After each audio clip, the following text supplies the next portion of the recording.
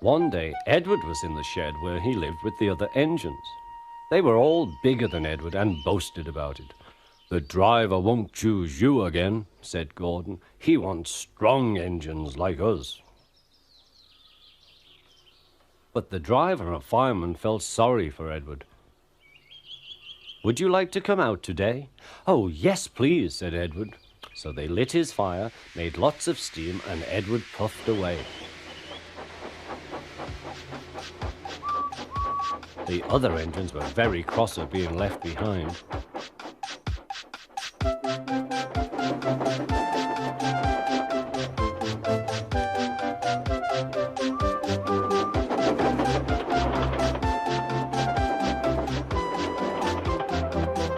Edward worked hard all day.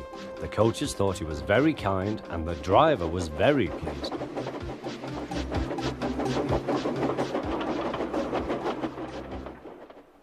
"I'm going out again tomorrow," Edward told the other engines that night. "What do you think of that?" But he didn't hear what they thought, for he was so tired and happy that he fell asleep at once. Next morning, Edward woke up to find nothing had changed. Gordon was still boasting. "You watch me, little Edward, as I rush through with the express. That will be a splendid sight for you.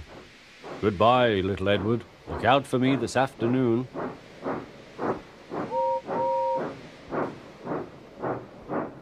Edward went off to do some shunting. Edward liked shunting. It was fun playing with trucks. He would come up quietly and give them a push. Then he would stop and the silly trucks would go bump into each other. "Oh!" they cried. "Whatever is happening?"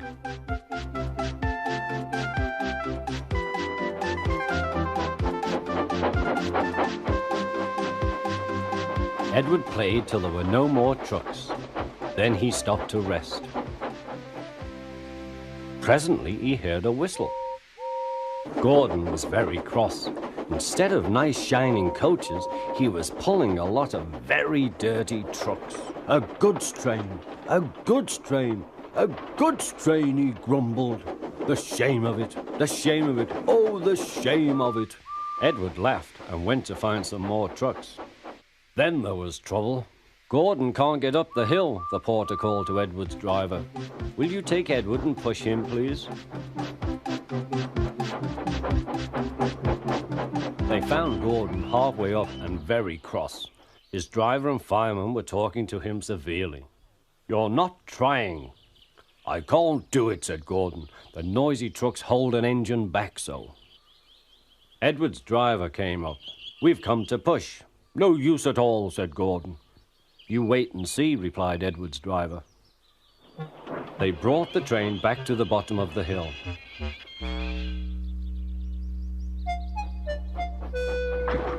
"I'm ready," said Edward. "No good," grumbled Gordon. They pulled and pushed as hard as they could.